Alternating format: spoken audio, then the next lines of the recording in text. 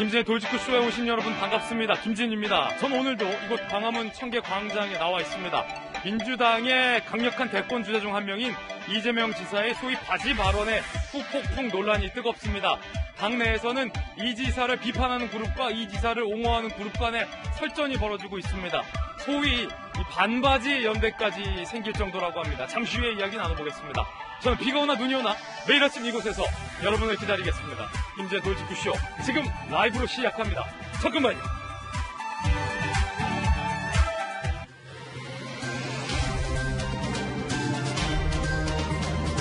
신문 읽어주는 남자입니다. 정관계 인사 수십 명에게 금품 등을 건넸다라는 의혹이 제기된 그 가짜 수산업자가 한때 김부겸 보좌관 행세를 하고 다녔다라는 의혹이 제기됐습니다. 김부겸 총리 측에서는 강하게 반박했습니다. 이 가짜 수산업자 정체가 도대체 뭘까요? 잠시 후에 상세하게 파헤쳐보겠습니다. 오늘 조간신문부터 함께 하시죠. 자, 먼저 동아일보입니다. 좀 경각심을 가져야 할 것 같습니다. 코로나19 확진자 수가 6개월 만에 다시 1000명대를 넘어섰습니다. 방역당국이 잠정 집계하기로도 1,100여 명이 넘는 것으로 현재 집계되고 있는 상황입니다. 서울이 이 중에서 568명 코로나 발생 후에 최다 수치를 서울에서 찍었습니다. 수도권 일주일 새 75% 급증하고 있는 그런 상황인데 젊은 층을 중심으로 코로나19가 다시 재확산하고 있는 상황입니다. 우리 방역당국에서 사회적 거리두기 조치를 완화하려고 준비 중이었는데 이래서는 완화해서는 안 될 것 같다라는 생각이 듭니다. 다음 신문입니다. 이번에 한겨레 신문입니다. 윤석열 전 총장이 대전에 갔습니다. 현충원에 갔습니다. 그러면서 충청 대망론, 지역민 정서 내뿌리는 이곳이다 라고 충청권의 맹주임을 자처했습니다. 충청 대통령은 자연스러운 정서다 라고 말한 겁니다. 잠시 후에 윤 전 총장의 발언 직접 들어보겠습니다. 그런가 하면 문재인 정부의 탈원전 정책 기조에 대해서 강하게 비판하고 나섰습니다. 잠시 후에 그 발언도 들어보시죠. 다음 신문입니다. 이번엔 중앙일보입니다. 송영길 민주당 대표가 말했죠. 대-XX, 대-B 발언에 이철희 수석은 대통령과 척지면 대선 못 이긴다. 이런 발언을 해서 논란입니다. 청와대 수석이 대통령과 척지지 마라 라는 발언 누구들을 하는 말이냐 라는 논란인 겁니다. 그 가운데 당내에서 최재성, 송영길 대표 관둬라 라는 강한 비토 발언까지 나왔습니다. 친문계 의원들이 대-삐삐 발언을 한 송영길 대표를 강하게 비판하고 나서고 있는 상황입니다. 다음 신문입니다. 이번엔 한국일보입니다.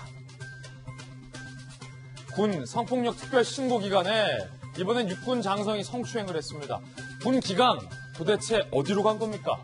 서욱 장관 관할 국방부 직할부대에서 발생한 일입니다. 장관의 령도 통하지 않는 것입니까?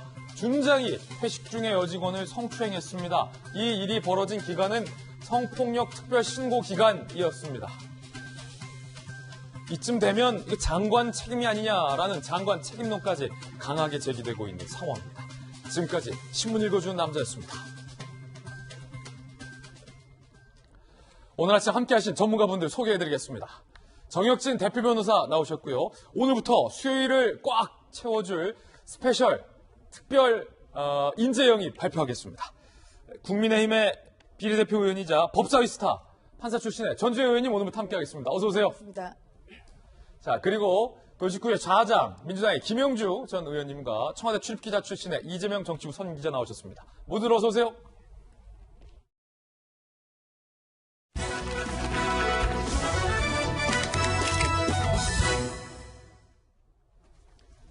충청 대망론 윤석열 전 총장이 숨기지 않았습니다. 나는 충청이다라고 뿌리에 대해서 강한 자신감을 드러낸 겁니다. 윤석열 전 총장 관련된 뉴스를 필두로 오늘 주요 대권 주자와 숨가쁘게 돌아가는 대선 상황에 대해서 저희 김진의 돌직구쇼에서 짚어드리겠습니다. 윤석열 전 총장이 현충원을 방문했습니다. 현충원을 방문해서 낸 메시지부터 들어보시죠.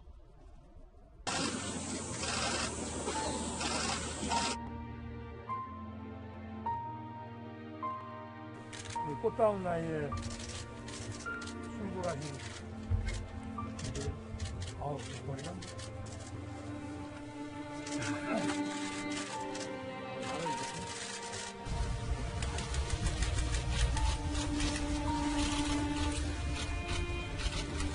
국가를 위해 숨고 가신 젊은 그 영령들의 정말 진심으로 애도하고 제가 60평생을 살아왔지만 나라가 어떤 것이고 우리가 국가를 위해서 어떻게 살아야 되는지 다시 한번 결의와 각오가 새로워지는 것 같습니다. 이재명 기자, 윤석열 전 총장의 행보 가운데 이 독특한 큰 한 줄기의 흐름은 안보, 그리고 국가를 위해서 희생한 순국 선열과 애국 장병과 우리 군 피해자들을 위로하는 이 행보가 큰 줄기인 것 같아요. 어제 행보도 그랬죠. 맞습니다. 지난달 29일 날 대선 출마 선언을 할 때도 대선 출마 선언문의 가장 앞부분에 바로 우리나라를 위해서 희생한 분들에 대한 얘기로 시작을 했죠. 그만큼 어제도 민생 투어의 첫 행보를 이제 카이스트에서 했는데 그 카이스트를 들리기 전에 탈원전 정책에 대한 얘기를 하기 전에 먼저 대전 현충원에 들려서 사실 안보 행보를 했다 이렇게 볼 수 있는 거죠. 연평도 포격 도발 희생자들을 묘소가 있는 곳을 찾아서 참배를 하고 그리고 거기 관련된 메시지를 냈는데 결국 어제 제가 이제 탈원전 관련해서 탈원전이 어떻게 보면 첫 번째 민생 투어의 첫 메시지다 이렇게 볼 수 있는데 탈원전 관련해서 탈원전이 단순히 정책 비판이 아니라 윤석열 전 총장이 내가 왜 정치를 하는지 그리고 나는 어떤 나라를 만들 건지에 대한 메시지가 함께 담겨있는 게 탈원전이다 이런 말씀을 드렸었는데 결국은 어제는 이제 그럼 탈원전을 하는 게 왜 카이스트고 왜 대전을 갔느냐를 설명할 때 결국은 그 전에 이제 대전 현충을 들려서 안보 이미지에 대한 강조가 있었다 이렇게 좀 볼 수 있는 거고 그러면서 조금 전에 얘기한 것처럼 연평도 포격 사건 희생자 묘비를 찾아서 눈시를 붉히는 그런 모습도 보였고요. 그리고 탈원전 행보가 이제 왜 중요했냐면 결국은 자신을 정치로 불러낸 것 자체가 원전 탈원전 관련 이제 수사하는 과정 속에서 굉장히 압박이 있었다 이런 얘기를 어제 했죠. 그리고 나서 이제 탈원전 관련된 만민 공동회 토론회가 있었는데 거기서 어제 주대환 전 민주노동당 정책위 의장도 조우를 했죠. 물론 저것이 중도 탈진보 행보다까지 이렇게 의미부여를 해야 될지 모르겠으나 어쨌든 외연을 확장하고 있는 그런 과정 속에 있다고 볼 수 있고 마지막에 결국 아까 얘기한 것처럼 그런데 왜 하필 카이스트에 가서 탈원전을 했느냐. 거기에 보면 이제 충청 대망론이 포함되어 있는 게 아닌가 싶은데, 충청 대망론이라는 게 결국은, 대한민국에 이제 대선 공식이 몇 가지가 있죠. 승리 공식이 몇 가지인데 그 중에 하나가 지역 몰표 없이 당선된, 대통령 아무도 없죠. 또 하나가 뭐냐면 충청도에서 이긴 후보가 모두 다 당선이 됐었죠. 여태까지 대통령 당선자 중에 충청도에서 이긴 자가 다 당선됐었다? 그렇죠. 다 당선이 됐었죠. 충청도 이겼던 이제 후보들이. 그런 네. 점에서 어떻게 보면 이제 윤석열 총장은 서울 출생이긴 하지만 지역의 몰표가 필요하고 또 특히나 충청도에서의 지지가 필요하기 때문에 지난달 29일 날 대선 출마선을 하고 다음날 국회 기자회를 찾아서도 사실은 충청 지역 언론을 만나서 똑같은 얘기를 했었는데 어제 충청 지역 언론이 간담회를 따로 열어서 거기서도 내 뿌리는 충청도다 이런 걸 강조해서 충청 지역 사람들에게 그러니까 윤석열 전 총장이 충청도를 기반으로 하고 있다 이런 것을 좀 메시지를 남기고 싶었던 게 아닌가 싶습니다. 예, 민생 행보가 시작이 됐고 여러 가지 메시지들을 이재명 기자가 아주 잘 일목요연하게 설명해 줬습니다. 하나하나 흥미로운 분들 분석 한번 들어볼 텐데요. 그중에 하나가 바로 탈원전, 문재인 정부의 탈원전 정책을 연일 윤석열 전 총장이 강하게 비판을 하고 있다는 겁니다. 내가 집권하면 탈원전 정책을 뒤집을 것이다 라는 내용도 시사하고 있는 상황입니다. 현 정부와 분명한 선을 긋은 건데 윤석열 전 총장의 이와 관련된 이야기 들어보시죠. 전문적인 장기간의 검토와 국민적인 이런 합의를 거쳐서 시간을 가지고 진행되었어야 하는 이런 정책이 너무 갑작스럽게 이루어지는 것은 문제라고 보고 무리한 그리고 너무 성급한 이런 탈원전 정책은 반드시 재고되고 바뀌어야 된다고 생각합니다. 원자력 에너지라는 것이 우리가 영화에서 보는 것처럼 그렇게 위험천만한 것이 아니다. 성급하게 졸속으로 시행된 정책이다라고 문재인 정부의 탈원전 정책을 비판하면서 영화에서처럼 그렇게 위험한 게 아니다라고 제일 마지막에 작심 발언을 한 겁니다. 이거 문재인 대통령을 비판한 것이다라는 분석이 많습니다. 문 대통령의 과거 이 발언 때문이죠. 우리만 국기로 대선전을 지금 걸려가고 있어서 이게 세계적인 주제하고도 맞지 않습니다. 후쿠시마 원전 사고 때는 위험지역이라는 반경 300km 안에 15만 명이 기입하거든요. 여기 보면은 30km 내에 부산, 울산, 양산 시민 340명이 살아요. 만에 하나 그런 사고가 발생하면 이거는 뭐 아마 인류 역사상 경험하지 못한 최고의 최악의 이런 사고죠. 그러니까 뭐 부산 시민들은 머리 위에 언제 터질지 모르는 폭탄 하나 달고 사는 셈입니다. 근데 문제는 부산 시민분들이 모른다는 거예요. 전주혜 의원님, 문재인 대통령이 당시 대표 때 영화 판도라를 보고 나서 한 말입니다. 네. 윤 전 총장이 운전은 그렇게 영화처럼 무섭지 않다, 위험한 거 아니다라고 한 게 혹시 문재인 대통령 문정부의 탈원전 정책이 영화 한 편 보고서 이렇게 시작한 졸속 아니냐라는 비판인 겁니까? 그런 면으로 저는 들었습니다. 예. 그러니까 그 당시에 영화 보고 이런 탈원전 정책을 수립한 거 아니냐 이런 얘기가 많이 나왔거든요. 그래서 뭐 여러 가지 이 발언은 좀 의미가 있다고 생각을 하는데요. 저는 뭐 첫 번째는 그런 좀 문 대통령에 대한 좀 그런 간접적인 그런 비난, 뭐 이렇게 국가 정책을 어떻게 그렇게 영화 한 편 보고 할 수 있냐, 뭐 이러한 이제 면이 있다고 생각을 하고요. 두 번째는 저는 이제 윤석열 총장이 이번에 이제 대권 출마 선언을 하면서 현 정권과 각을 세우는 부분에 있어서는 공정의 뭐 화신처럼 지금 돼 있잖아요. 예. 그리고 정책적으로는 탈원전을 가장 앞세우는 거 아닌가 저는 이제 그런 생각을 하고 있습니다. 그 며칠 전에 또 서울대 그 원자력 그 공학과 교수님도 또 만났고 또 어제 대중 카이스트 가서 또 학생들과 이렇게 얘기를 하고 예. 탈원전에 대한 얘기를 한다는 것은 사실 탈원전이 결국은 탈원전으로 인해서 본인이 또 굉장히 검찰에서 엇박을 받고 그래서 좀 사표를 낸 것이다, 사퇴한 것이다. 지금 이러한 얘기도 하고 있지 않습니까? 결국은 월성 원전 1호기 경제성 조작 평가 사건을 수사하면서 윤 총장에 대한 현 정권의 압박 수위가 훨씬 더 높아졌던 건 사실이고요. 법사위 그러면서 예. 탈원전을 계속 얘기하는 것은 예. 결국 이제 그런 부분을 부각시키는 그런 의미가 있다. 저는 그렇게 해석하고 전재 의원님께서 보시기에 법사위에서 뭐 박범계 장관도 상대로 질문하셨고 추미애 장관도 법사위에서 불러내셔서 네. 질문하셨잖아요. 네. 윤 전 총장의 지금 주장은 그 탈원전 관련된 수사를 하면서 월성 1호기 네. 검찰에 대한 현 정부의 압박이 시작됐다. 결국 내가 총장직에서 물러날 수밖에 없었다라고 윤 전 총장은 주장하고 있는데 이 현안이 법사위 현안이었잖아요. 법사위에서 직접 이 현안 다뤄보셔서 윤 전 총장의 이 같은 주장에 대해서 어떻게 보세요? 맞습니까? 저는 맞다고 생각합니다. 그래요? 왜냐하면 전에 뭐 채널 A 사건이랄지 뭐 이런 사건 할 때도 물론 추미애 장관이 굉장히 윤석열 총장에 대해서 법선이 나오면 이제 뭐 그런 불만을 얘기를 했지만 법사위원으로서 제가 현장에서 그 당시에 느꼈던 거는요. 11월에 월성 1호기 예. 그 경제성 조작 사건, 경제성 저평가 사건을 이제 감사원에서 이제 결과를 발표를 하면서 그거를 검찰에 그 수사 기록을 이첩을 했죠. 예. 예, 그 이첩한 거는 뭐 최종 감사원장이 독단적으로 한 건 아니라고 법률에 그렇게 감사원법에 이렇게 돼 있습니다. 예. 그래서 거기에 따라서 이제 수사를 했던 것인데요. 그때 굉장히 그 법사위원으로서 제가 현장에서 느끼기로도 압박감이 심해졌다고 느껴지는데 갑자기 추미애 장관이 특활비 얘기를 꺼내더라고요. 그 법사위 현안 질의 11월에 와서 얘기하는 게 아니 뭐 총장한테 내려가는 돈이 중앙지검에 잘 안 내려간다더라. 이런 얘기를 갑자기 법사위 질의 시간에 얘기를 꺼내니까 추미애 장관이 다른 어느 그 여당 법사위원님이 이제 얘기를 꺼내셨고요. 그랬더니 추 장관이 정말 그 좀 약간 서로 교감이 있었다는 느낌이 들 정도로 맞장구를 치면서 맞다 그래서 저희가 그 11월 중순에 그 특활비 검증을 하러 대검과 그리고 헌재를 갔었거든요.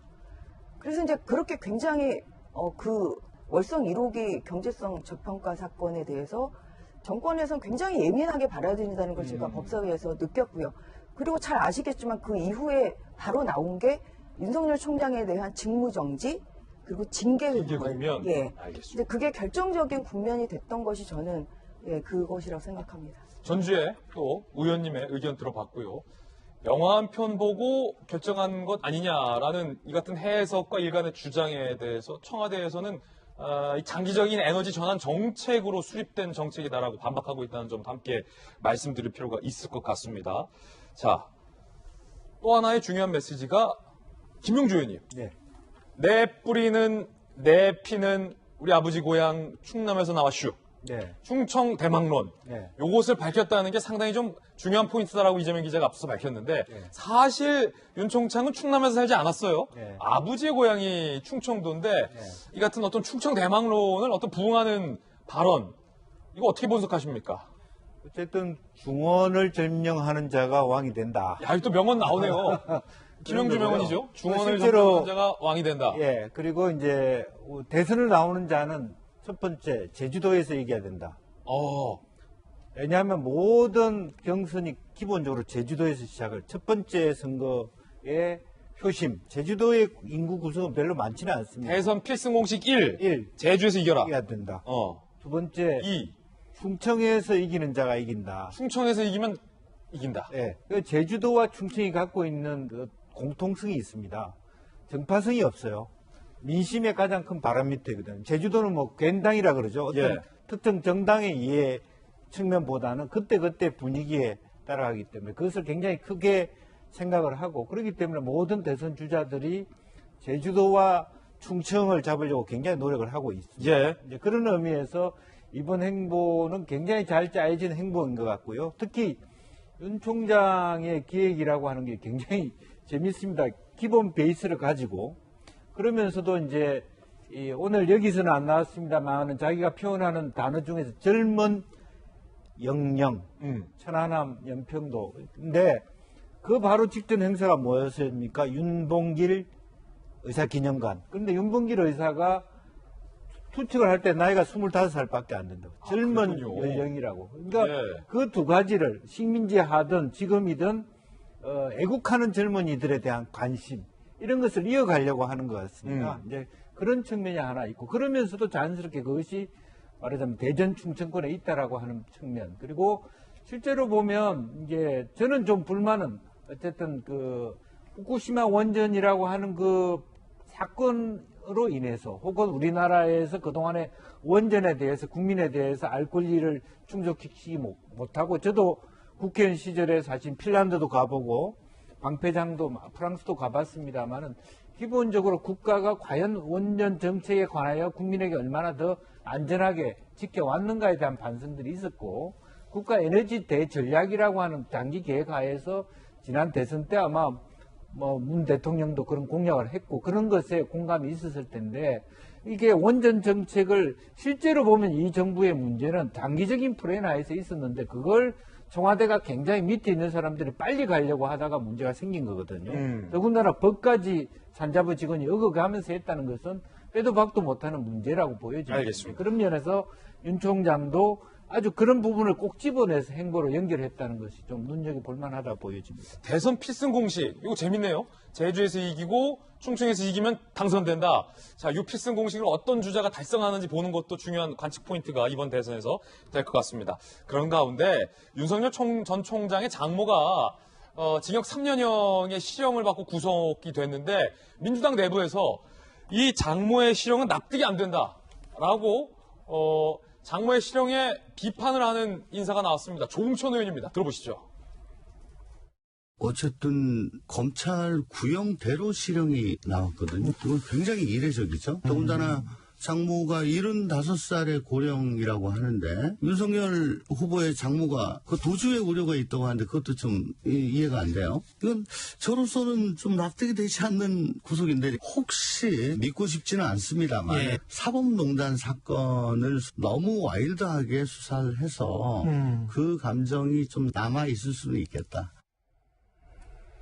자, 정혁진 변호사님, 민주당 출신으로서는 굉장히 이례적인 발언이에요. 특히 검사했었고, 변호사했었고, 돌직구쇼 멤버였던 조웅천 의원이 윤 전 총장의 장모에 대해서 실형 선고한 거 이해가 안 된다라는 발언을 했는데 이거 뭐 어떤 취지입니까? 일단은 여당 의원님이 저런 말씀 하신 것도 이례적이고 그 다음에 사실 선고도 조금 이례적이라고 할 수는 있을 것 같아요. 이제 변호사들이 생각을 할 때 검사가 한 3년 정도 구형하면 실형을 선고하더라도 한 1년 6개월이나 2년 정도 이렇게 예상을 하는데 3년 선고를 하지 않았습니까? 그 다음에 조 의원님 말씀하신 것처럼 고령이고 또 이런 이야기들도 나오더라고요. 그 도망갈 우려가 있겠느냐. 만약에 그 윤 전 총장의 장모가 도망을 가면 그것 자체로서 엄청난 그 이슈가 될 텐데. 대권 주자의 장모가 도주한다. 그러니까 도망할 우려는 제가 봐도 뭐 전혀 없을 것 같다 그런 생각은 드는데 반면에 어떤 생각이 드냐면요.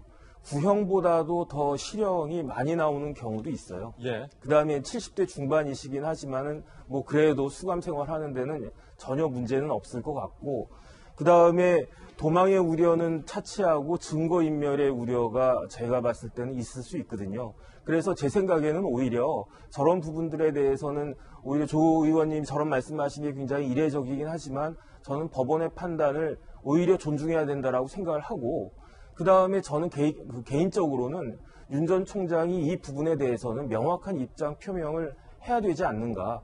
지금 많은 사람들이 조국 전 장관에 대해서 비판하고 있는 것이 법학 그 형법을 가르치는 교수가 아니 그 부인 뭐 이렇게 다 1심에서 유죄 판결이 나왔는데도 확정 판결까지 봐야 된다. 이런 이야기하는 게 납득이 안 가는 거 아니겠습니까? 예.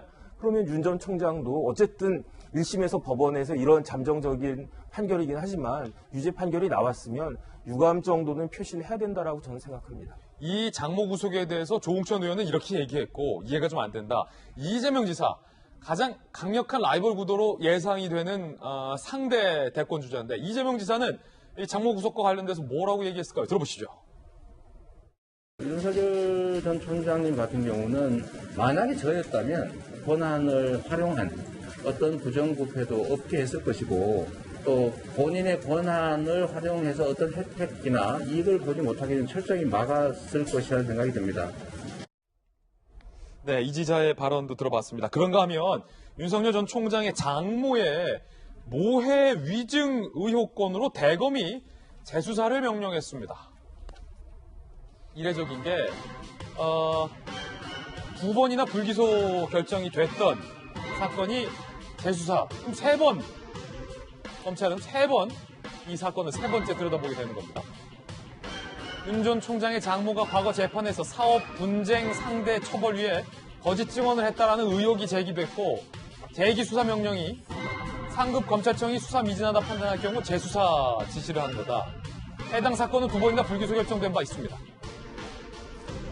장모 최 씨 측은 정치적 의도, 이성윤 전 중앙지검장 재직시 처리된 사건, 불기소 말하는 거죠. 조금의 빌미라도 있었다면 혐의 없음 처분하지 않았을 것이다. 라고 반발합니다. 정익준 변호사님, 일단 이 오해 위증이 뭡니까? 그러니까 이제 법정에서 선서를 딱 하는 거예요. 난 진실만을 이야기하고 거짓을 이야기하면은 처벌을 받겠다. 이게 이제 단순한 위증인데 거기에다가 어떤 사람을 해야 할, 형사적으로 처벌받게 할 그런 의도까지 있게 되는 경우에는 훨씬 더 그 나쁜 짓을 한 것이기 때문에 거기에 대해서 이제 죄가 강하게 되는 건데 그런데 이 부분이 사실은 조금 애매하기는 해요. 왜냐하면은 작년 3월에 이제 정대택 씨와 그 다른 사람이 고발을 했는데 여기에 대해서 그 작년 11월에 중앙지검 형사부에서 그때 이제 검사장은 이성윤 그 검사장이었죠. 기소를 했는데 요양병원 그 며칠 전에 나온 그 판결과 관련된 그 요양병원에 대해서만 기소를 하고 나머지 혐의 여기 뭐 모해 위정 이런 것들에 대해서는 다 기각을 했거든요. 기각을 이미 했다. 네네. 그 다음에 그러니까 그 불기소 결정에 대해서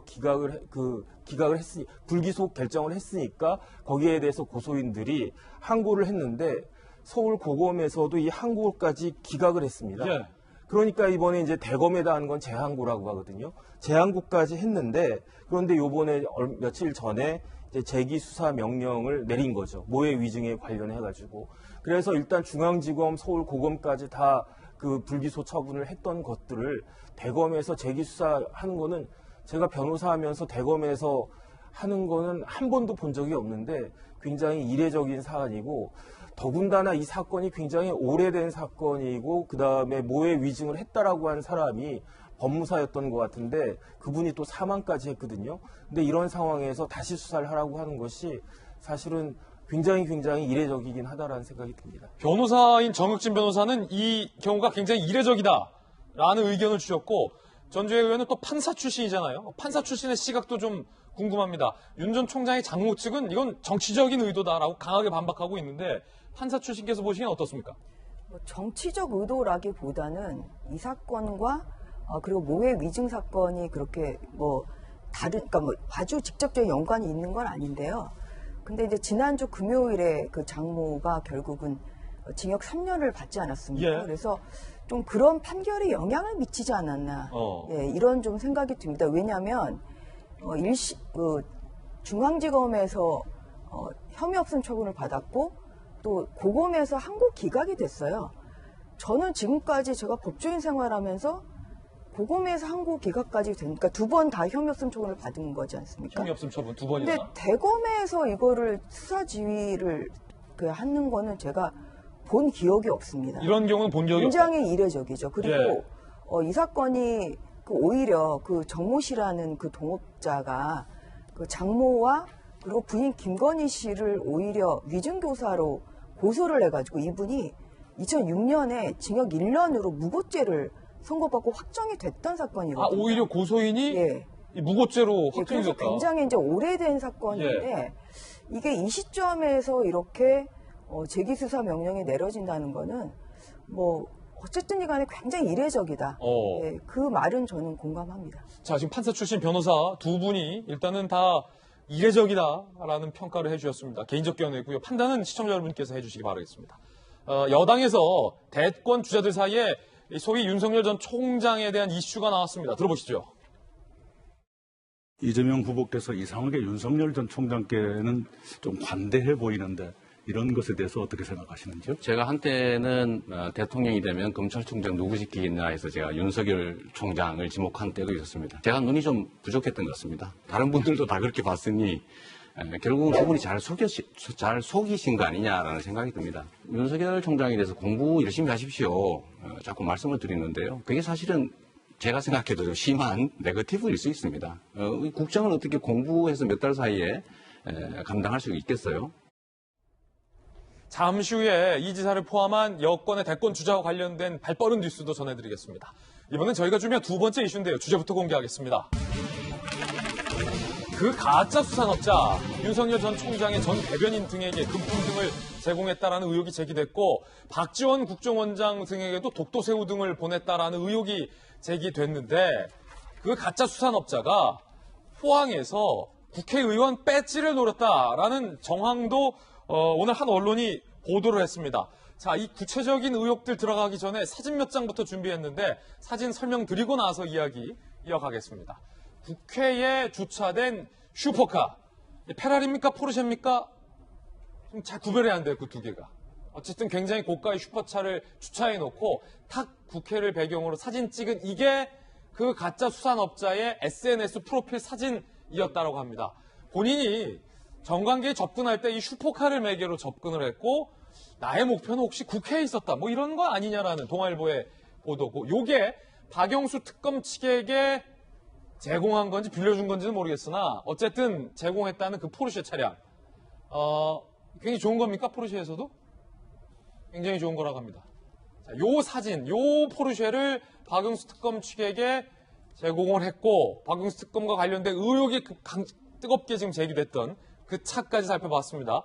박 특검 측은 내 250만 원을 렌트비를 줬다.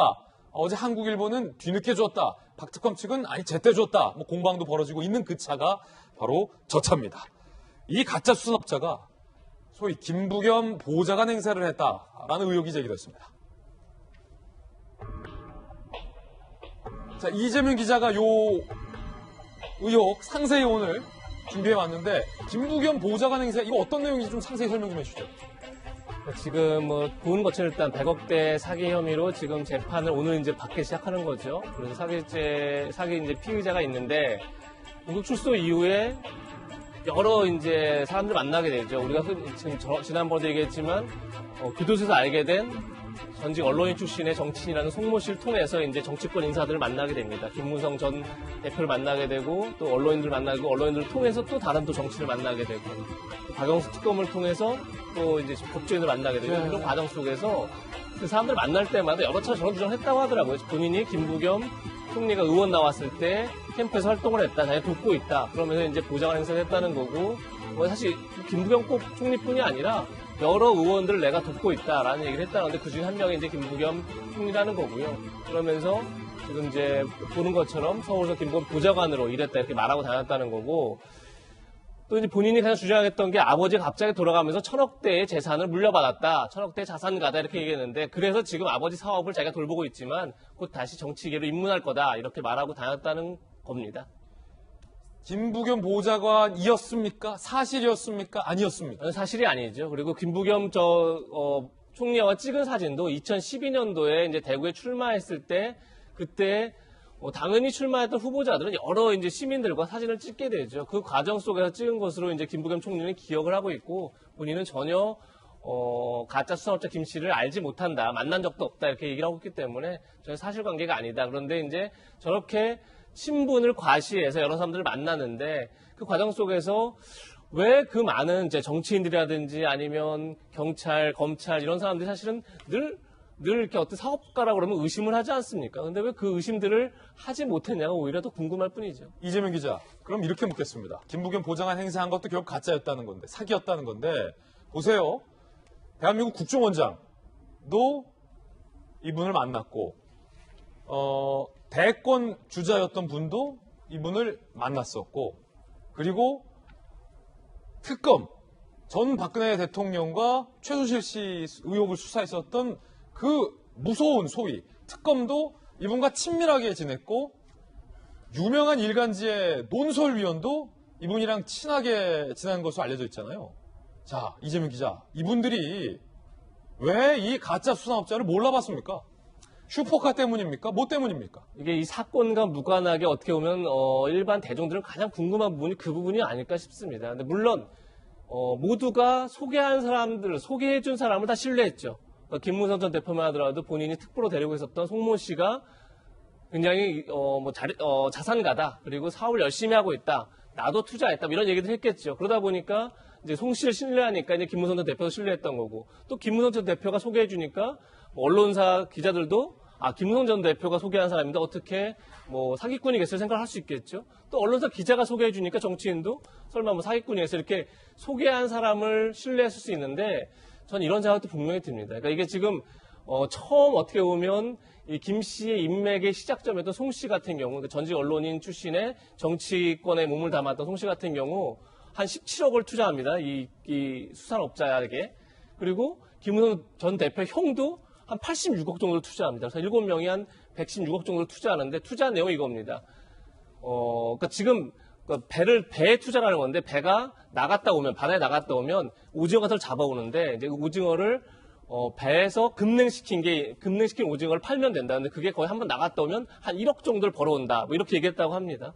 그러니까 투자자들한테 한 1억 정도 투자해라. 그러면 산술적으로 따지면 한 번만 나갔다 오면 투자금 회수하는 거 아니겠습니까? 오징어 잡아오면? 그렇죠. 그러니까 투자금 좀만 넣으면 굉장히 순식간에 떼돈을 번다. 이렇게 이제 얘기를 했던 거죠. 오징어가 그렇게 쉽게 잡히지 않아요. 문제는 한 1억 투자라고 그러는데 이 사람들이 본인들이 잡아할수록 더 많은 투자를 한 겁니다. 그러니까 결국은 사기꾼이 수완을 발휘한 걸 수도 있지만 결국 자기 욕심들 때문에 그걸 믿고 싶었던 게 아닌가. 오히려 이 사람은 이렇게 했다는 거예요. 아유, 형님, 그거 많이 투자하지 마시고 괜히 또 이게 조항이라는 게 어쩔지 모르니까 형님 그냥 딱 1억만 투자하세요.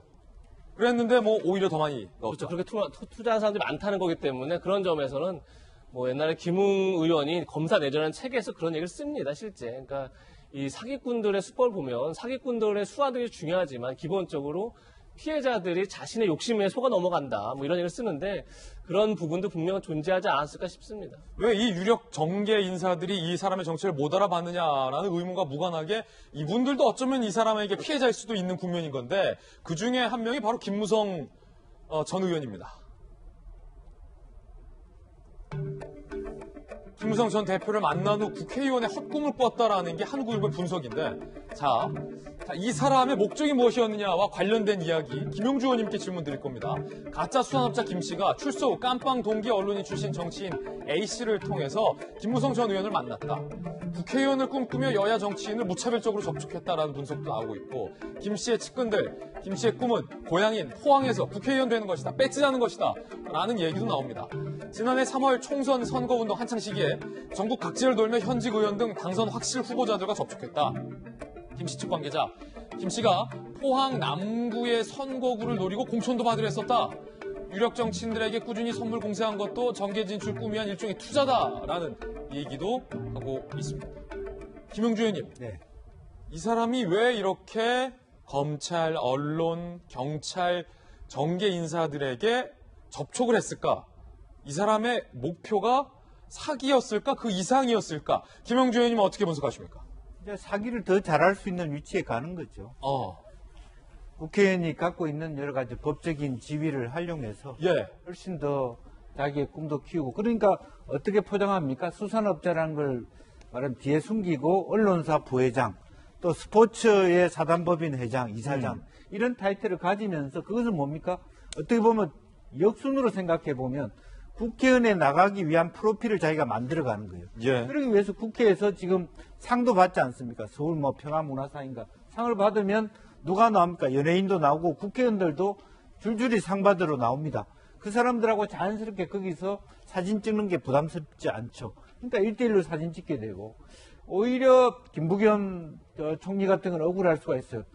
선거운동 과정에서 우리 전 의원님 나왔지만 자기 보좌관하고 저렇게 사진 찍는 국회의원은 없습니다. 예. 후보자들이 국민하고 시민하고 찍지 자기 보좌관하고 선거운동 중에 찍습니까? 아, 이거 사실 굉장히 당연한 말이지만 또 생각지 못했던 거예요. 국회의원은 보좌관이랑 저렇게 선거운동 중에 사진 찍는 일이 거의 없다. 생각해 보십시오. 보좌관이 의원님 제 사진은 그거야 우리끼리 할 수 있는 일이죠. 그런데 팀으로 하거나 선거 끝나고 회식 때 하는 일이지. 그렇죠. 보좌관이 되는 사람이 옆에서 의원하고 같이 넥타이 메고 같이 물론 그런 경우도 있을 수 있지만 저거는 그냥 일반 시민들에게 후보자로서는 어쩔 수 없이 팬입니다.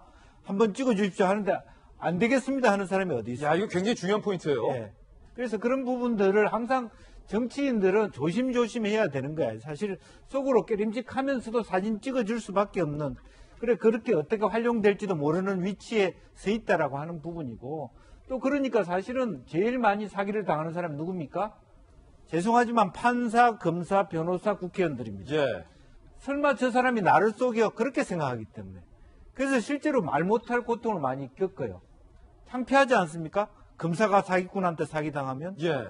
그런 경우들이 숱하게 있습니다. 그래서 그런 것들을 저 사기꾼들이 정확하게 알고 들어가는 거예요. 실제로 제가 아는 검사 후배가 보이스피싱에 한번 당할 뻔해가지고 예. 제가 한번 또 구해줬던 적도 있습니다. 창피해서 말을 못 하잖아요. 예. 당하고 말지. 예. 전화를 받고 자꾸 어디서 대답을 하고 있더라고요. 그래서 야, 김 검사하고 보이스피싱이야. 은근히 또 의외로 순진할 수 있다. 왜냐하면 설마 검사를 속일 거라고 누가 생각하겠어요? 근데 웃긴 건 그 검사한테 자기가 검사라고 사기를 쳤대요. 예. 어쨌든. 자, 그렇다면 이 같은 이 인맥을 과연 무엇에 활용하려 했을까도 한번 짚어봐야 될 것 같습니다. 함께 보시죠. 김 씨의 옥중 편지, 사실상 구명호소? 한 매체 보도에 따르면 수감 중인 가짜 수산업자 김 씨가 구치소에서 유력 인사들에게 편지를 전송했다라는 보도가 나왔습니다. 김무성 전 의원, 현직 부장검사 등도 포함이 돼 있다라고 보도하고 있고요. 입을 꼭 다물고 있겠다, 흔들리지 않도록 힘을 달라라는 내용 등이 포함돼 있다라는 게 해당 보도의 내용입니다. 김용주 의원님, 네. 이런 인맥을 어디에 쓸까? 혹시 뭐 이런 부분? 근데 사실은 뭐 자기만 아는 거죠. 자기가 사기꾼이라는 걸.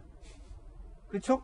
중요한 포인트는. 예. 그리고 신맥을 이용해서 독도사 그 새우를 받았습니다. 저도 가끔 선물을 받는데 독도 새우가 비싸요. 예. 아무것도 아닌 것처럼 보면 100만 원, 200만 원 있습니다. 어. 지나가서 생각해 보면 내가 어려움에 처한데 도와주십시오. 만약 안 도와주면 어떻게 됩니까? 다 김영란법, 청탁금지법 위반 대상자가 돼버립니다. 예. 그러니까 사실은 그런 부분이 굉장히 그 정치인들한테는 고통스러운 심적 부담을 갖게 되는 겁니다. 그래서 알게 모르게 실제적으로는 그런 과정상에 개입을 하게 되고, 특히 우리 전주혜 의원님 법사위원이신데요. 예. 저 감방을 누가 감독합니까? 법무부가 하잖아요. 예. 예. 그러니까 특검이든 뭐 검사든 판사든 친하게 지내고 싶은 거예요. 거기까지. 여기까지. 독도새우는 받을 때 조심하라. 아치도 말라. 김용주 의원의 개인적 의견이었습니다. 이 가짜 수산업자가 사기를 치기 위해서 소위 조폭 출신을 직원으로 활용한 건 아니냐라는 의혹과 정황도 제기됐습니다. 사기 행각의 조폭 출신까지 오늘 동아일보가 보도하고 있는데 투자자 속이고 피해자 협박하고 가짜 수산업자 김 씨가 본격적 사기 행각에 최소 3명의 직원을 동원했다라는 게 동아일보 보도 내용입니다. 김 씨의 수행원, 투자자들 협박 및 돈 갈취하는 역할, 정관계 선물 배달시키고 사진 찍어서 증거 남기는 역할 등등이었다고 하는데 그리고 박영수 특검에게 포르쉐를 전달했던 직원 중에 한 명이 포항 지역의 대표적인 조폭 출신이다라는 의혹이 동아일보가 보도했습니다. 김 씨가 이 직원들에게 내 배경에 힘쓸 수 있는 사람 많으니 너희가 하고 싶은 일 다 해도 된다 라고 평상시에 얘기를 했었다라는 보도도 나옵니다. 전주혜 의원님, 네. 법사위시고 판사 출신이시잖아요. 네. 이 부분 어떻게 보세요? 조폭 출신을 직원으로 고용했다? 투자자 속이고 피해자를 협박한 거 아니냐? 동아일보 보도 내용인데 어떻게 보십니까? 뭐 더 굉장히 조직적으로 또 굉장히 치밀하게 준비를 좀 한 정황이 보이긴 합니다. 이제 앞서서 나왔지만 정관계에 굉장히 내노라는 분들하고 친분을 좀 쌓아오지 않았습니까? 그래서 그런 것만 봐도 이게 일반인이 그렇게 뭐 아주 다선 의원님들이나 알기 굉장히 어려워요. 그래서 전주혜 의원님 혹시 이분을 만났습니까? 저와는 예, 만날 일은 없었어요. 만나지 않았다. 예, 그래서 좀 이제 국회의원이라는 뭐 직분 그리고 또한 뭐 언론사에 계신 분들도 뭐 사람을 만나는 것이 일이긴 합니다만 저는 이렇게 많은 분들이 어떻게 이렇게 정체를 모르고 속았을까? 그러니까요. 사실은 그게 굉장히 저는 의문이에요. 그래서 좀 이제 얼굴이 가리고 나오는데 이제 좀 어떤 분인지 사실 좀 그 부분이 저는 굉장히 좀 의문스럽고요. 그리고 아까 그렇게 옥중 편지로 아예 이제 협박을 하고 있고, 그리고 또 보면은 선물을 보내고 또 사진까지 찍었다는 거는 굉장히 이것은 좀 이분이 작심하고 뭔가 협박용으로 남기기 위해서 여러 가지 뭐 사진을 찍어 놓는달지 좀 그랬다는 거 아닙니까? 그리고 또 언론에 나오는 거에 따르면 뭐 선물 제공한 리스트가 뭐 한 20명 이상이다 지금 이렇게 나오고 있어가지고요. 이것은 수사 의지에 따라서는 사실 좀 더 확대될 수가 있기 때문에 그렇기 때문에 조금 지금 굉장히 걱정하시는 분들도 많을 것 같아요. 야, 이거 판사 출신의 법사위 의원이 보기에 간단치 않은 사건이다라는 겁니다. 그렇다면 또 하나의 궁금한 건 박영수 특검 의혹은 어떻게 되는 것인가 하는 겁니다. 청탁금지법 적용 대상이냐가 또 논란이에요. 특검이에요. 현직 특검인데 공직자냐 아니냐. 현직 특검이면 공직자 아닐까? 라고 단순히 생각할 수 있는데 한국일보는 또 이 지점을 보도하고 있습니다. 공직자 등이 1회 100만 원 또는 1년 300만 원 초과 금품 수령 금지. 박영수 특검 측은 이렇게 주장합니다. 특검은 공직자가 아닌 공무를 수행하고 있는 민간인이다. 라고 하고 있고요. 특검법 의제 조항 중 형법이나 그 밖의 법률에 따른 벌칙 적용할 때는 이를 공무원으로 본다. 법조계에서는 무슨 소리냐. 특검은 공직자다. 라는 의견도 우세하다고 합니다. 자, 법조인 두 분께 묻겠습니다. 먼저 판사 출신께서 보시기에 박영수 특검 측은 나는 공직자가 아니다. 그렇기 때문에 청탁금지법 처벌 대상이 아니다라는 주장도 한국일보에서 보도하고 있는데 이 주장에 대해서 어떻게 보십니까?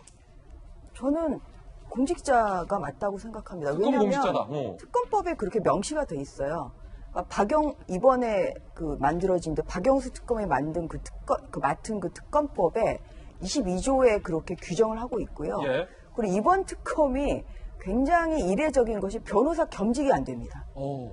변호사 겸직이 안 돼서 박영수 특검은 특검 취임 이후에 현재까지 변호사 업무를 안 하고 있어요. 예. 그래서 고검장급의 월급을 계속 받고 있습니다.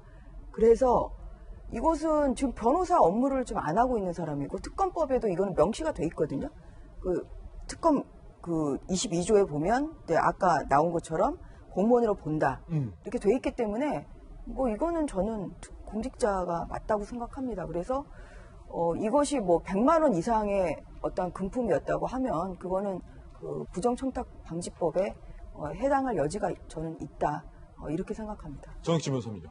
그 뭐 전 의원님이 잘 말씀을 해주셔가지고 정식 명칭이 박근혜 정부의 최순실 등 민간인에 의한 국정농단 의혹 사건 규명을 위한 특별검사의 임명 등에 관한 특별법이라고 아주 긴 법이 있어서 제가 찾아봤더니 그러네요. 22조에 공무원 의제 조항이 있어요. 그래서 일반적으로 공무원 의제 조항은 뇌물죄 같은 경우에 있어서만 공무원으로 본다 이런 경우가 많은데 저도 찾아봤더니 특검은 형법이나 그 밖의 법률에 따른 벌칙을 적용할 때에는 이를 공무원으로 본다 이렇게 딱 되어 있고 보수 및 대우는 고등검사장 예에 준한다 이렇게 했으니까 거의 차관급 대우를 받고 있는데 근데 이제 부정청탁금지법에 보면은 1회에 100만 원, 그 다음에 매 회계년도 300만 원인데 조금 전에 이제 김영주 의원님 말씀하셨지만은 독도새우 같은 게 되게 비싸다고 저는 안 받아봐서 잘 모르겠는데 되게 비싸다고 하고요.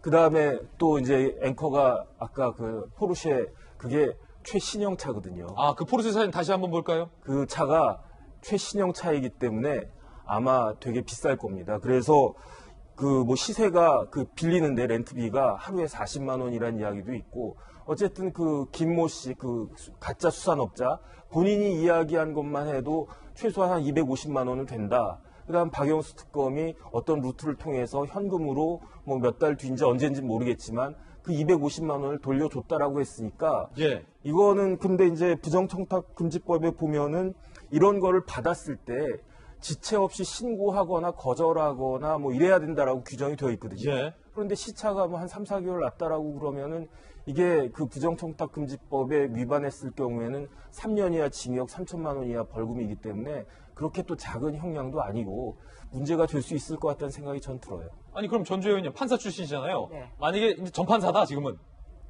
이 의혹에 대해서 판결을 해야 돼요. 뭐 정확하게 다 나중에 따져봐야겠지만 박영수 특검 측은 즉각 돌려줬다라고 말하고 한국일보는 뒤늦게 돌려줬다라고 하는데 네. 자, 뭐 어떻게 돼야 됩니까? 어쨌든 간에 이제 그 금액이 결국은 뭐 이제 사실관계를 좀 따져가야 되는 거지만 지금 나오는 상황으로는 일단 그 부정청탁방지법의 위반의 소지가 좀 매우 커 보이는 것이고요. 그리고 한번 이제 생각을 좀 해보시면 이제 시청자분들도 너무 이거는 상식적인 건데요. 그 가짜 수산업자가 박영수 특검에게 왜 선물을 줬겠습니까? 그건 당연히 특검이기 때문에 준 거죠. 그리고 박영수 특검이 또 그 특검팀에 있었던 현직 부장검사를 좀 수산업자에게 소개를 시켜서 그 부장검사는 지금 입건까지 된 상태거든요. 그렇기 때문에 이것은 공무로 보는 거에 있어서는 저는 의심의 여지가 없다. 그리고 특검으로서 굉장히 부적절한 행위를 했다. 저는 이렇게 생각합니다. 예, 두 분의 의견까지 들어봤습니다. 자, 박영수 특검 측에 추가 반박이 있으면 또 입장에 대해서 보도해드리겠습니다. 이번엔 저희가 준비한 다음 이슈입니다. 여권의 대권 주자와 관련된 이야기 시작할까 합니다. 이재명 지사의 소위 바지 발언이 당내에서 논란입니다. 여배우와의 스캔들, 김부선 씨와의 스캔들 의혹에 대해서 당내 주자들이 검증 질문을 던지자 바지를 한 번 더 내릴까요? 라고 이 지사가 답변한 것이 당내에서 강한 논란이 일고 있는 건데요. 그 바지 발언부터 한번 다시 들어보시죠.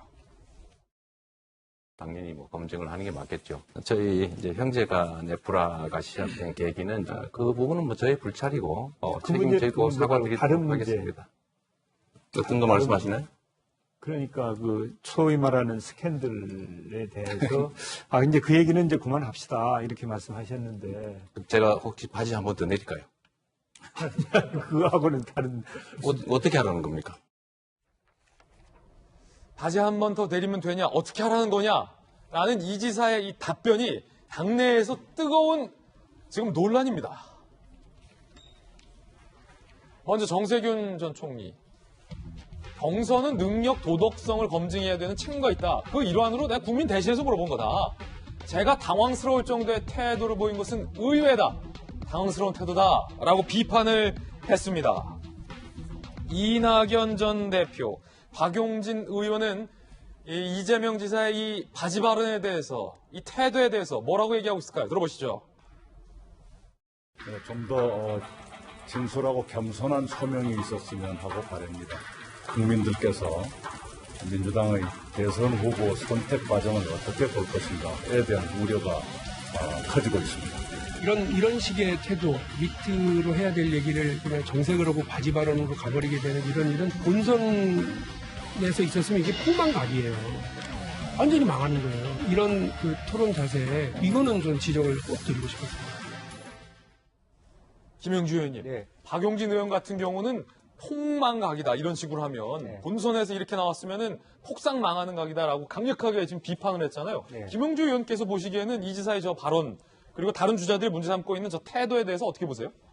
정말 그 태도에 문제가 있는 거죠. 그러니까 예를 들어서 여러 번 소명을 했다라고 하지만 어쨌든 그동안의 과정, 자기가 아주대 병원까지 갔었다라든지 그럼에도 불구하고 사실 이런 부분들이 해소되지 못하고 다시 이렇게 나온 것에 대해서 송구하다 정도라고 생각을 하고 여러 가지 어쨌든 나로 인해서 이러한 어떤 불미스러운 여러 가지 이야기들이 아직 멈추지 않는 것에 대해서 유감을 표명한 정도면 될 것 같은데 본인이 나훈아스러운 표현을 한 거죠. 나훈아스러운 표현. 예, 바지 내릴까 이렇게 얘기를 하면 사실은 그 분위기가 굉장히 당혹스럽게 되는 것이고요. 그래서 저는 이참에 만약에 좀 말씀드리고 싶다면 분명히 이제 해명을 했습니다만 과거에도 근데 굳이 아주대 병원이 아니고 자기 지역 관할이 아니고 오히려 독자적으로 서울이라든지 제3기관에서 좀 더 한 번에 그냥 투명하게 누구보다도 더 저 문제를 제2, 제3으로는 문제 삼지 않을 정도로 한 번에 했으면 좋았지 않았겠느냐 그런 아쉬움이 있습니다. 자, 김용주 의원님의 의견 들어봤습니다. 그렇다면 이에 대해서 이재명 지사 측은 어떻게 대응하고 있을까요? 강력 반박하고 있습니다. 당신 마녀지. 이렇게 얘기했는데, 아닌데요? 그랬더니, 마녀 아닌 거 증명해봐. 그래서, 어떻게 증명합니까? 마녀 사냥 같은 느낌이 조금 들기도 했는데, 그것도 경쟁의 한 부분으로 제가 다 수용해야 된다고 생각합니다. 어제 토론에서 바지까지 장면을 놓자라는 비판들이 나오죠. 앞으로는 좀 그런 질문 하지 말고, 저한테 들어야 되겠어요. 인터넷 뒤지면 다 나옵니다. 인터넷 열심히 찾아보세요. 마녀 사냥하지 말고 인터넷 열심히 찾아보라라는 웃고 있지만 기분 나쁜다는 감정을 드러냈습니다. 이재명계 의원들도 이 같은 공세에 격분하고 있습니다. 이재명계 의원 A, 국무총리까지 지내고 점잖 타고 소문난 분이 아무리 급해도 지켜야 될 금도가 있고 도리가 있지 않나 부끄럽다. 이재명계 의원 B, 우리는 이 지사에게 무조건 껴안아야 하니 최대한 참고 인내하라고 조언한다. 우리는 저쪽에 공격할 거리가 없겠느냐. 이재명 기자는 어떻게 보세요? 결국은 이게 만약에 정말로 이재명 지사의 말대로 사실이 아니라면 정말 답답하겠죠. 사실이 아닌 걸 사실이 아니라고 증명할 방법은 사실 없는 거죠. 그러니까 그게 답답할 텐데 여기서 지금 문제는 뭐냐면 조금 전에 김영주 전 의원도 잘 말씀하셨지만 사실관계 논쟁을 태도 논쟁으로 바꿨다는 게 굉장히 악재인 거죠. 그러니까 사실 본인의 답답함을 잘 토로하면 될 텐데 그게 아니라 굉장히 감정을 절제하지 못하는 이 문제가 나올 때마다 그런 모습을 보였죠. 사실 저희가 이 문제 박영진 의원도 그걸 어제 지적하던데 2018년 경기도지사에 당선되고 나서도 이 문제를 방송 중에 질문을 하니까 생방송 중에 인터뷰를 중단해버리죠. 그런 모습을 저희가 봤죠. 생방송으로. 그러니까 굉장히 이 문제만 나오면 감정을 절제하지 못한다. 이런 거를 이제 국민들이 인식한 거죠. 그러니까 근데 감정이 절제하지 못하는 상황 속에서 과연 합리적 판단할 수 있느냐. 과연 그런 분에게 국가를 맡길 수 있느냐. 이렇게 이제 태도 논쟁이 어떤 그 사람의 리더십의 문제로 이제 바뀔 수 있기 때문에 그런 점이 이제 악재인 거고 저는 형수 욕설 논란도 마찬가지라고 생각합니다. 그러니까 욕설 자체가 있는 것도 문제지만 사실 형수 욕설 논란을 들으면 감정을 전혀 절제하지 못하고 있죠. 그러니까 물론 그 원인이 있었습니다. 원인이 있고 이 김부선 스캔들도 마찬가지로 원인이 있죠. 본인 입장에선 도대체 나보고 더 이상 어떻게 증명하라는 거냐 이런 답답함이 있겠지만 결국은 이런 문제 나올 때마다 감정을 절제하지 못하고 그 감정을 절제하지 못하는 상황 속에서 과연 어떤 선택을 할 수 있느냐 이런 문제로 이제 계속 비화되고 있다는 게 전 이재명 지사의 가장 큰 악재로 생각하고 그런 점에서 지금 다른 많은 주자들이 보다 겸손하게 보다 절제 있게 대응하는 것을 주문하고 있는 게 아닌가 싶습니다. 이재명 지사 입장에서 생각해 보면 여배우 의혹이 전혀 사실이 아니라고 이재명 지사는 주장하고 있고 그것이 맞다면 정말 이 지사는 답답할 노릇 같아요. 사실이 아닌 걸 증명하기도 난감할 것 같고 아니라고 해도 소위 바지까지 한번 내렸는데도 계속 이런 질문들이 오면 답답하고 좀 짜증이 날 것도 같은데 이 과정에서 검증을 해야 할 문제다라고 다른 주자들은 말하고 있으니 이 지사도 좀 답답할 것 같은데 그래서 모셨습니다. 과연 이 문제, 여배우 스캔들 의혹을 클리어하게 검증할 수 있을 것인가와 관련돼서 강력계 형사의 시각은 다를 것 같습니다. 강력계 형사 출신의 박선희 변호사님, 예. 강력계 형사였잖아요. 그냥 형사도 아니고 강력계 형사잖아요.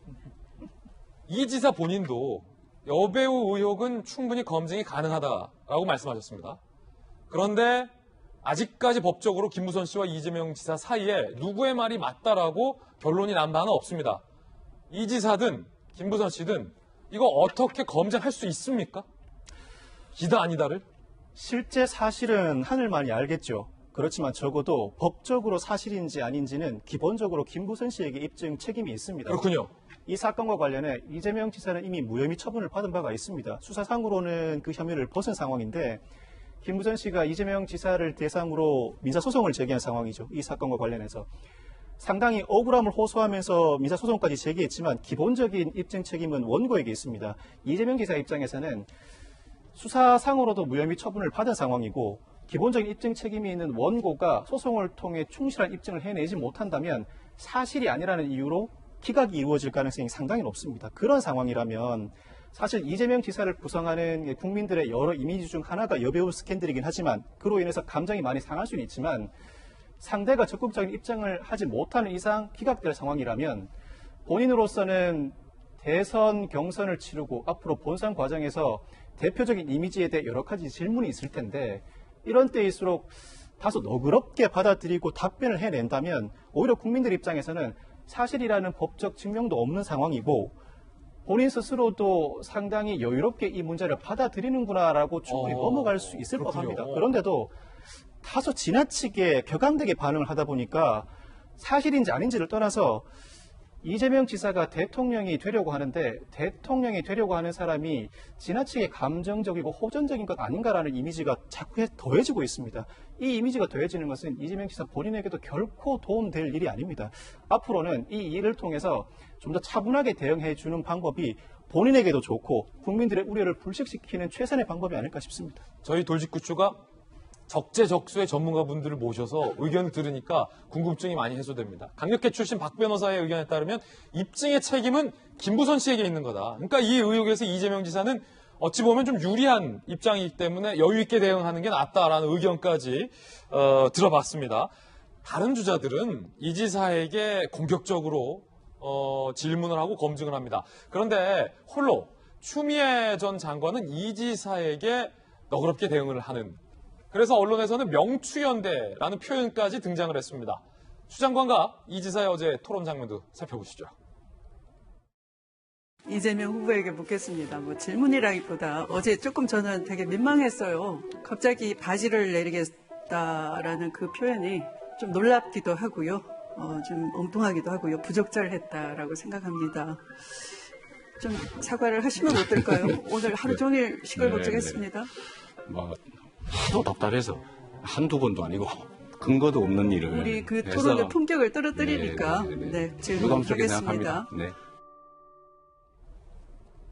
자, 굉장히 좀 부드럽게 사과를 권유하는 장면도 있었고요.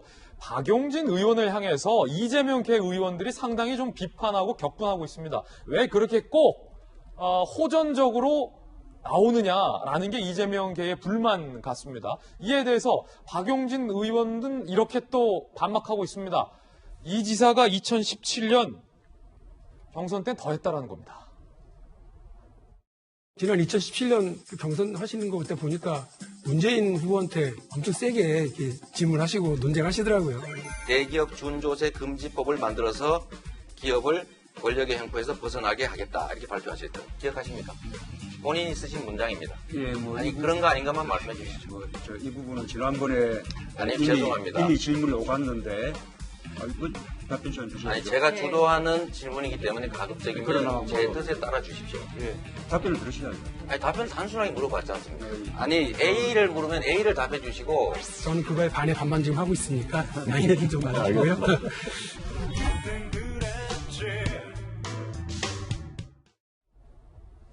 이재명 기자, 정말 그땐 그랬네요. 그땐 그랬죠. 이 지사가 토론회 때 그때 당시에 문재인 대통령에게 당시 후보였잖아요. 본인의 생각이 없는 거 아니냐. 이런 취지의 표현까지 했었어요. 그렇죠. 결국은 이재명 지사가 어떻게 보면 친문 주류라고 할까요?로부터 계속 견제를 받고 그리고 또 계속 지지를 받지 못하는 핵심 이유가 어떻게 보면 2017년 경선 과정에서 있었던 문재인 대통령에 대한 강력한 공격이었겠죠. 거기서부터 이제 출발한 게 아닌가 싶고 그래서 사실 이재명 지사도 나중에 본인 얘기입니다. 본인 스스로 내가 그때 너무 싸가지가 없었다 그러면서 뭐 사과하는 그런 발언을 본인 스스로 하기도 했습니다. 그 정도로 이제 굉장히 격하게 사실은 경선을 치렀는데 사실 당내 경선이 격한 건 어떻게 보면 굉장히 자연스러운 일입니다. 사실 어느 당내 경선이 격하지 않았겠습니까? 이 얘기는 뭐냐면 지금 이재명 지사를 향한 나머지 주자들의 공격은 어떻게 보면 너무 당연한 겁니다. 당연히 1등 주자를 향해서 나머지 주자들을 공격하는 게 뭐 너무 당연한 거죠.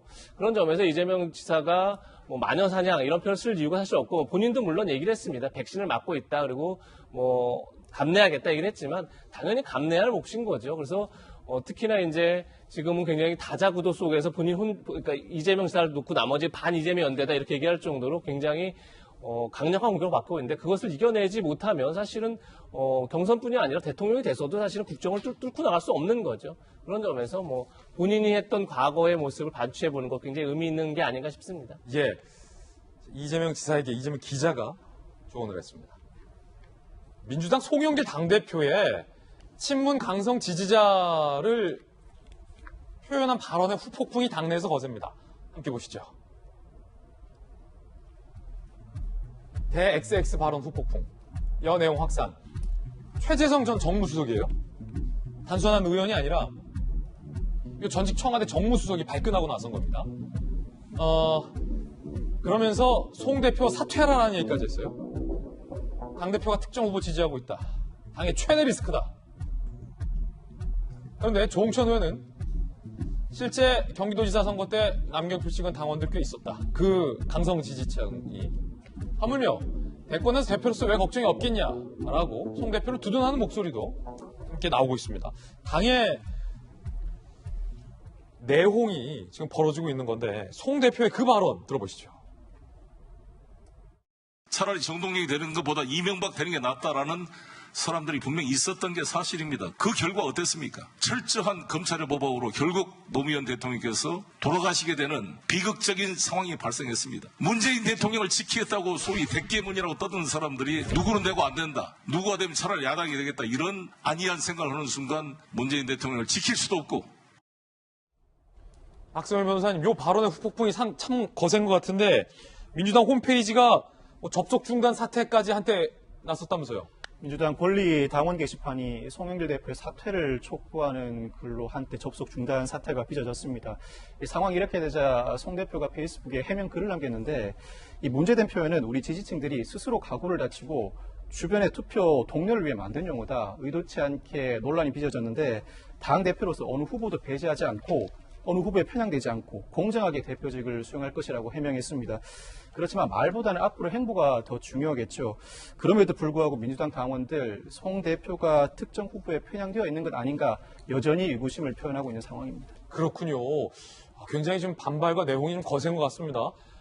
그런가 하면 송 대표의 그 대-XX 발언이 나온 상황에서 청와대의 정무수석이 이 같은 메시지를 냈습니다.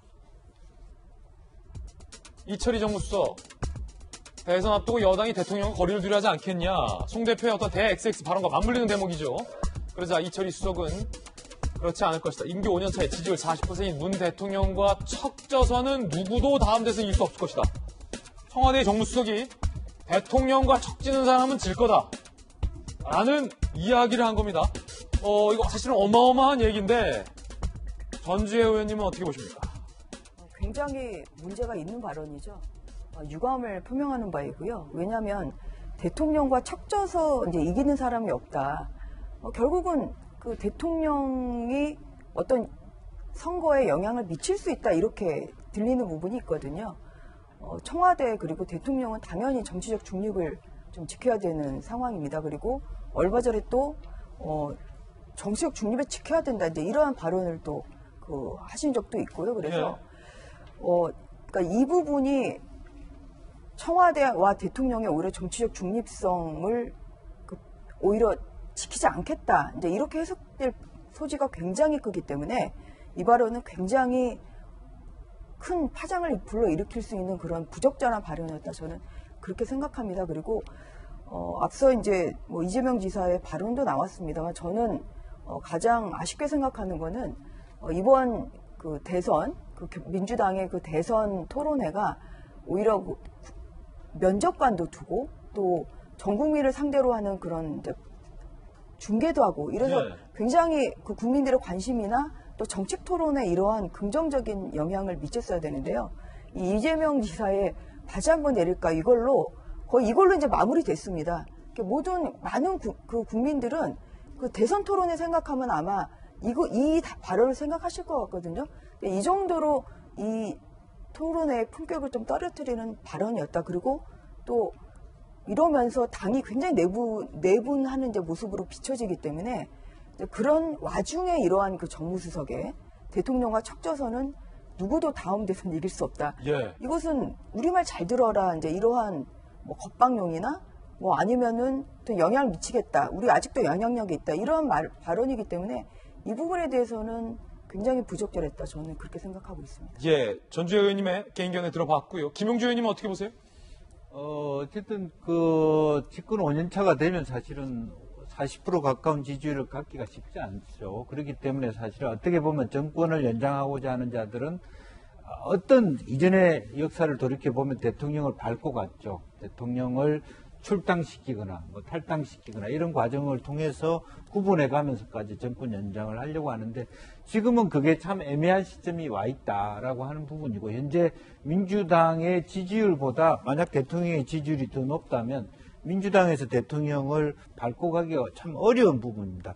그러니까 어찌 보면 정치공학적으로 보더라도 민주당 후보들이 선거 전략을 짜기가 매우 어려운 민심은 상당히 많이 위반하고 있는데 실제로 대통령의 지지자들의 지지율은 끄지지 않고 있는 이 부분을 어떻게 정리하느냐가 관건이라고 보여지고 저는 최소한 이철희 수석이 우리가 이러니까 너희들을 조종할 것이다. 그런 취지로 말은 안 했을 거라고 보여집니다. 자, 정치권의 소식까지 짚어봤습니다. 이번엔 뜨거운 뉴스들만 3가지를 모아봤습니다. 돌직구쇼의 핫쌈 공개합니다. 첫 번째 핫쌈은 코로나19 확진자 수가 6개월 만에 1000명대를 넘어서면서 많은 우리 대한민국 국민들이 걱정하고 있습니다. 두 번째 핫쌈은 최재형 원장이 출마를 결심하기로 굳혔다라는 관측 보도가 나왔고요. 세 번째는 벨기에 대사의 부인이 또 폭행 논란에 휩싸였습니다. 그때 그분 맞습니다. 뜨거운 뉴스 핫쌈 시작하겠습니다. 첫 번째 핫쌈입니다. 6개월 만에 코로나19 확진자 수가 1000명대를 넘어섰습니다. 정확히는 1200명을 넘어선 겁니다. 오늘 발표된 확진자 수가 1212명. 지난해 12월 25일 크리스마스 1240명 이후 역대 두 번째 최다 확진자. 이게 백신도 공급되는 와중에 역대 두 번째 최다 확진자를 기록했다는 건 매우 중요하고 매우 위험한 이야기입니다. 대부분 수도권발 델타 변이 감염자 누적 청권 수가 높고요. 무증상 20대 확진도 급증하고 있습니다. 전문가들 백신 접종률 전체 국민의 30%밖에 안 된다. 델타 변이의 유행을 막지 못하고 있다. 3차 대유행 넘어서는 대유행이 찾아올 가능성이 크다. 이 말은 델타가 번지는 기세보다 백신 접종률이 떨어진다는 얘기입니다. 이재명 기자, 1212명이요? 이거 어떻게 봐야 돼요? 이미 4차 대유행이 시작됐다 이렇게 봐야겠죠. 그래서 지금 정부도 2, 3일 추를 봐서 만약에 계속 이렇게 1000명대 이상의 확진자가 나오면 이제 가장 강력한 어떤 방역 대책을 내놓겠다 이렇게 밝히고 있는 상황인데 오늘 뭐 조선일보는 변백수가 코로나 확산을 불렀다 이렇게 이제 썼더라고요. 누굽니까, 변백수? 변백수가 변이 바이러스 첫 번째고 백신 부족, 그다음에 수도권에 집중되고 있는 이 양상이 굉장히 변백수라는 이제 앞자를 땄던데 4차 대유행에 굉장히 안 좋은 신호들인 거죠. 변이 바이러스라는 것 자체가 뭐 한 제목에 보면 스치기만 해도 뭐 감염된다 할 정도로 굉장히 전파속도가 빠르고 그런 상황에서 백신은 지금 수급 불균형 상황에 놓여 있고 그런데 중요한 건 이제 가장 인구가 많은 수도권에서 집중적으로 확산되고 있다는 것 굉장히 안 좋은 신호들인데 저는 4차 대유행을 보면서 또 하나 드는 생각이 뭐냐면 그러니까 지난해 8월 광복절 전후로 한 대유행 때도 마찬가지였는데 대유행 전조, 대유행 신호들이 계속 있었음에도 불구하고 당시에 정부에서 소비 쿠폰 발행을 굉장히 독려했었습니다. 그러다 갑자기 대유행이 되니까 결국 소비 쿠폰 발행을 중단했는데 이번에도 마찬가지로 정부에서 한 달 전부터 시민 피로감을 이유로 계속적으로 방역 완화 사인을 줬습니다. 그래서 실제 이달부터 4인을 넘어서서 이제 6인, 8인으로 가겠다 계속 얘기를 했던 거죠. 근데 사실 이미 지난달부터 변이 바이러스에 대한 우려는 계속 나왔던 겁니다. 굉장히 오히려 그래서 정부가 확산하려는 걸 지자체가 막았죠, 이번에. 지자체에서 오히려 앞장서서 4인 이상 계속 유지했던 건데 사실 거꾸로인 거죠. 오히려 지자체에서는 자영업자들 위해서 풀려고 그러면 정부가 막았어야 되는데 그렇지 않았다는 겁니다. 그래서 뭐 일각에서는 방역 레임덕이다 이런 표현까지 쓰던데 과연 정부가 지금 제대로 이 상황을 판단해서 대처하고 있는가에 대해서 굉장히 의문을 품을 수밖에 없는 그런 상황이 아닌가 싶습니다. 그 가운데 이런 일도 있습니다. 일단 거두절미 사진으로 다 얘기가 됩니다. 위하여! 이럴 때입니까? 육군 3사관 학교에서 생도 500명이 마스크를 안 쓰고 삼겹살 파티를 했습니다. 손에 들고 있는 게 맥주입니다. 건배를 다 같이 하고 있고 마스크 안 쓴 채 이렇게 하고 있습니다. 박성민 변호사님, 이거 처벌 대상 아닙니까? 처벌 대상까지는 아닌 것 같아요. 그래요? 상당히 부적절해 보이긴 하는데 육군 3사관 학교가 백신 1차 접종 대상자 500명을 대상으로 식탁 칸막이를 철거하고 마스크도 착용하지 않은 상태로 맥주, 삼겹살 파티를 열었습니다. 건배사를 외치기도 했다고 하고 일상적인 식사보다 술이 들어가게 되면 대화는 자연스럽게 많아지죠. 거리 두기는 별달리 염두에 두지 않은 모습이라고 평가할 수 있는데 3사관 학교 측은 나름의 해명을 내놓고 있습니다. 하계 훈련을 앞두고 생도를 격려하는 자리였고 평소에도 1100석 규모의 식탁에서 학년별로 500명씩 식사를 한다. 즉 집단 생활 대상자들이 평소와 유사한 형태로 식사를 한 행위이므로 처벌 자체는 어려울 것으로 보여요. 그렇지만 이 행위 방역 조치 완화에 전반적인 흐름이 영향을 미쳤다고 보입니다. 그렇겠죠. 사회 전반에 미치는 영향이 육군 3사관 학교에도 그대로 재현되고 있는 것으로 보이는데 백신 1차 접종도 했겠다. 또 지금까지 고생해왔고 앞으로 고생할 생도들을 위해 이 정도는 해도 되지 않겠느냐라는 의식이 상당히 부적절한 처신으로 이어진 것 같습니다. 자, 긴장의 끈을 놓치면 안 된다라는 말씀 드리겠고요. 두 번째 핫쌈 뉴스 살펴보겠습니다. 최재형 전 감사원장 소식입니다. 출마 결심 굳혔다. 중앙일보 보도. 하태호 가족들과 강원도 머물며 출마 관련 생각 정리 중인데 어제 93세 부친의 병세가 위독해서 급히 귀경을 했다고 합니다. 부친의 병환 갑자기 악화해 급하게 서울로 돌아왔다.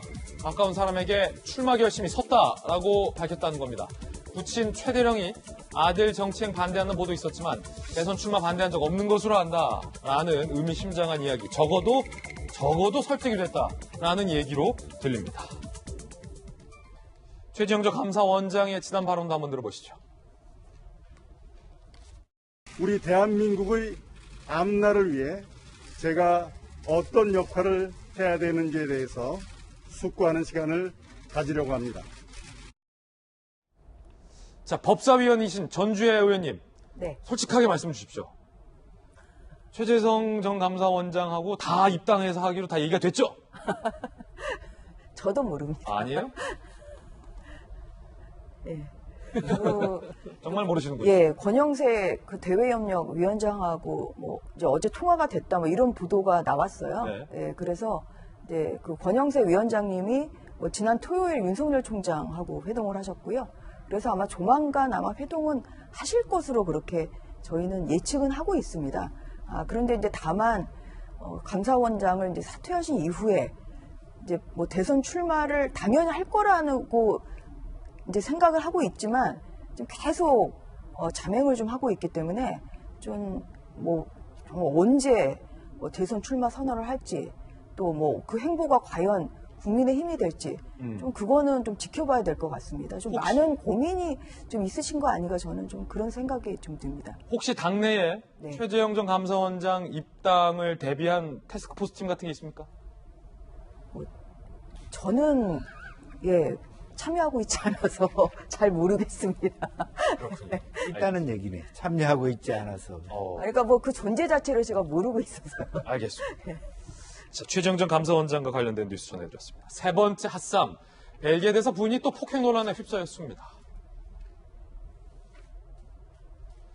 아니 이번엔 또 무슨 일일까요? 이거 참 지난 4월 주한 벨기에 대사 부인 A씨가 옷가게 직원 2명을 폭행했죠. 면책특권으로 형사처벌 안 받았죠.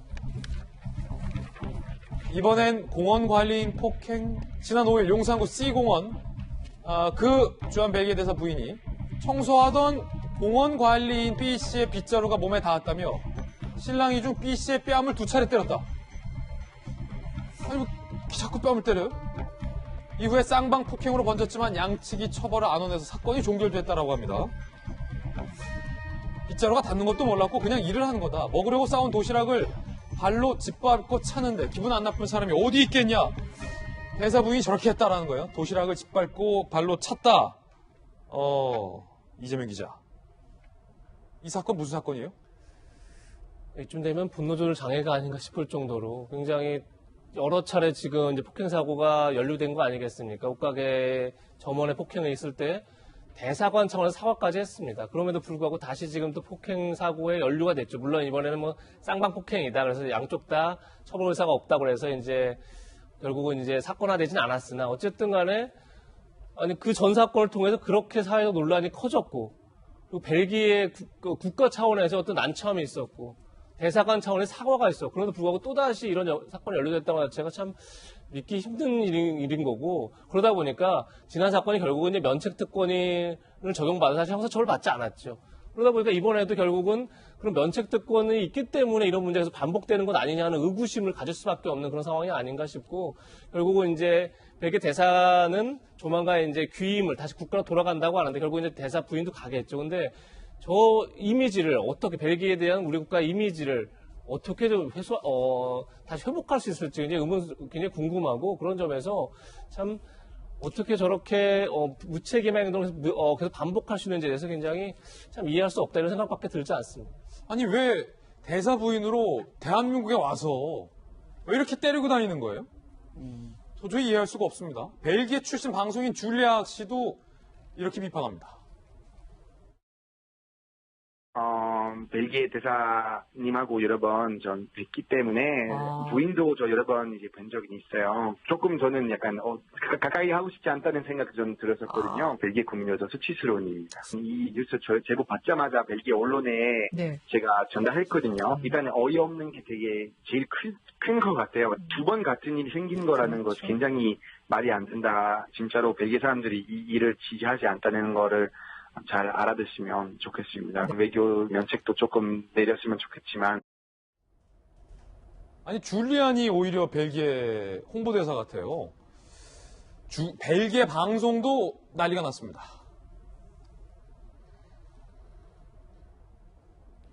자, 대사 부인이 또 때렸다. 뭐 이런 방송 제법입니다.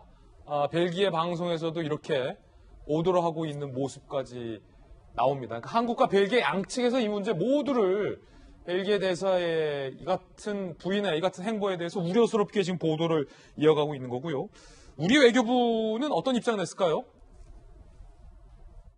사실관계가 확인된 다음에는 필요할 경우 관계기관과 협력하에 적극 대응해 나갈 계획입니다. 우리 외교부는 주한 외교당 관련 불법 행위가 있는 경우에는 어떠한 경우에도 엄중히 대처해 나간다는 방침입니다. 김영주 의원님, 엄중히 대처하겠다라고 말씀하셨지만 좀 말만 엄중한 것 같아요. 그렇습니다. 왜냐하면 뭐 실질적으로 지난번 폭행 때도 손쓸 수 있는 방법이 없었잖아요, 법적으로도. 그렇습니다. 사실은 뭐 외교부가 외국인들을 위해서 존재하는 게 아니라 우리 내국 국민들을 위해서 존재하지 않습니까? 이렇게 뭐 상황이 어떤지 모르겠습니다만은 청소부 아줌마께서 그렇게 원치 않은 어떤 뭐 그냥 모욕적인 어떤 뭐 밥을 갖다가 도시락을 짓밟는 행위가 있었다면 마땅히 벨기에 대사를 불러서 들여서 조치를 취한다든지 그런 어떤 상당한 어떤 정치적 외교적 어떤 뭐 국민을 대신하는 그런 액션을 취해야 되지 않느냐 생각이 들고, 특히 올해가 조백 수호 통산 조약 이 1901년에 있었기 때문에 상당히 벨기에하고 한국하고는 굉장히 중요한 120주년이 되는 수교를 맞는 해라서 양국 간에 매우 중요한 해군요. 예, 그래서 뜻깊은 행사들이 많이 있어야 되는데 사실은 뭐 코로나 때문에 한정되어 있습니다만 서로 간에 좋은 어떤 행사들이 많이 해야 될 판에 저렇게 대사 부인이 두 번 저러한 일을 반복해서 함으로 인해서 오히려 민간인끼리는 무슨 원수지간이겠습니까? 우리가 벨기에를 싫어할 이유도 없고, 그런데 저런 일 때문에 서로 불미스러운 일이 있다는 것이 매우 안타깝게 여겨집니다. 지난번 폭행 사건 이후에도 제대로 된 사과와 배상 조치가 너무 늦은 것 아니냐, 무책임하고 무성의하다라는 논란이 한 차례 있었잖아요. 네. 그런데 또 청소관리인의 빗자루가 닿았다는 이유로 뺨을 때리고 관리인의 이 도시락, 청소하시는 분의 도시락을 뭐 발로 차고 짓밟았다라는 등의 행위가 있었다면 이건 심각한 문제인 것 같은데, 자, 형사 출신의 박성배 변호사께서 보시기에는 이 같은 것은 만약에 이 외국 대사 부인이 아니었다면 어떻게 처벌될 수 있는 겁니까? 사건 현장에서 양측이 처벌 의사를 밝혔다면 현행범 체포도 충분히 가능한 사안입니다. 그렇지만 양측이 처벌 의사를 밝히지 않아서 사건이 현장에서 종결됐습니다. 그렇지만 당일 오후에 환경위원이 인근 파출소를 찾아서 고소를 하려면 어떻게 해야 하는지 상담을 받고 갔다고 합니다. 생각해보니 문제를 삼아야겠다는 생각이 뒤늦게 들었던 것 같은데 아직까지 고소장은 접수되지 않았다고 합니다. 아시는 것처럼 외교관계에 관한 빈협약에 따라 외교관과 그 가족은 형사처벌 대상이 아닙니다.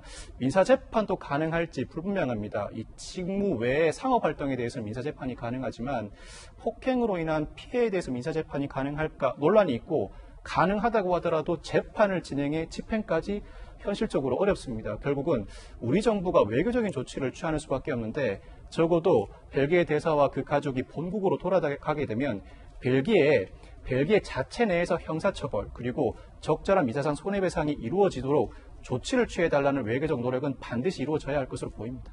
이번 달 중에 벨기에로 돌아갈 예정이라고 합니다. 저희들은 60초 광고 후에 다시 돌아오겠습니다. 잠시 후에 뵙죠. 네, 오늘 저희가 준비한 소식 모두 다 전해드렸습니다. 저희는 내일 아침 8시 50분에 더욱더 풍성한 소식과 시원한 사이다 같은 돌직구 들고 여러분께 인사드리겠습니다. 오늘 하루는 분명 어제보다 나을 겁니다. 좋은 하루 되십시오. 고맙습니다.